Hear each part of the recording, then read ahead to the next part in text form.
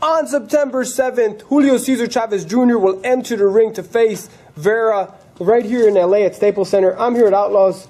Ryan Meza, Coach Brandon Krause. So first of all, the big news is Chavez Sr. is going to train his son, Chavez Jr. What do you think about that? I think that's great. You know, Chavez Jr. can not listen to Chavez Sr. so much better than Freddie Roach. So it's going to be beautiful. It's going to be a beautiful, productive relationship.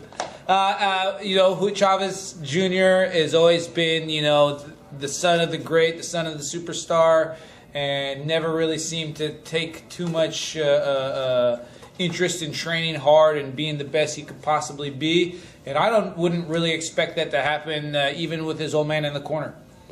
They're fighting at 168.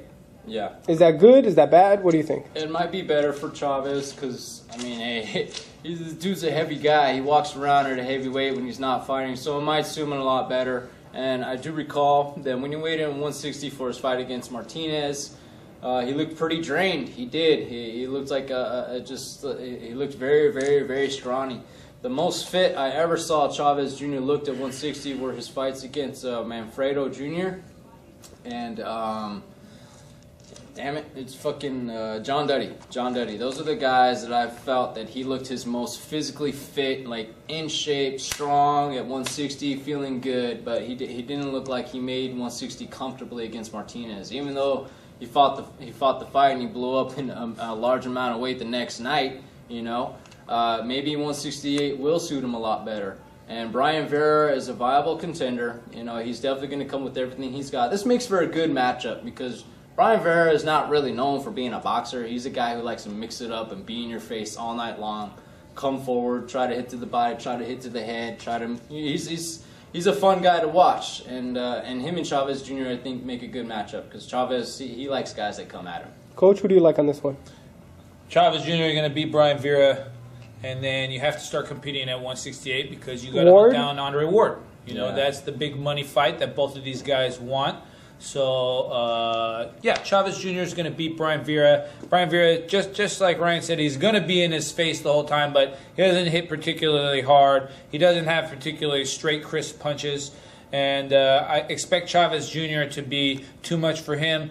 But also expect some of the qualities that Chavez Jr. had at 160 to start to disappear. He's not going to be this enormously giant middleweight anymore with that size and girth behind him and a light heavyweight chin in the middleweight division. So now he's going to start fighting bigger guys, and he's going to have to start taking some bigger punches. It's going to be interesting to see how it works out for him at 168. We see many times that happens to fighters that move up in weight when they were the bully in their weight class, but when they move up, they just blend in with the other bullies. Yeah, I mean, there's guys at 168 that are quite big, and then if you start going after 175, I mean, there are just some giant dudes at 175 also. I uploaded a video yesterday with Chael Sonnen. He's an MMA star, and he says that in the fight game, and he gave the two examples from boxing, the smaller guy has the advantage. He said Ali was only 198 in the heavyweight. He said Tyson was only 220, but he wasn't like, what, 5'10"? Is that true when the smaller guy has the advantage? I mean, it just depends on your style and who you're fighting. Exactly. It depends on your style. It depends who you're fighting. Mayweather's always a smaller guy in his fights when he fights heavier guys. But that wasn't true in Pacquiao's always the smaller guy when he fights. But that wasn't true early in Mayweather's career. Yeah. Yeah. You know, he was big and he knocked guys out. And you know, and Chael Sonnen's talking about Muhammad Ali weighing 198. Maybe he weighed 198 early in his career, but in Muhammad Ali's prime, he was like 215, 220 pretty much, you know. And Muhammad Ali was a legitimate heavyweight. He didn't lift weights, you know. He just did everything. He grew into a natural heavyweight the way he did. Does Chavez Jr. keep moving up in weight to 75? Does his lack of discipline keep him moving up the scale? Probably. I don't know. We'll see if it's him or it's the trainer. It takes two to tango. Absolutely. There you. Takes two to tango, yeah. We'll see what happens. Stay right here at outlawsfiestreporting.com. I'm Ellie back reporting.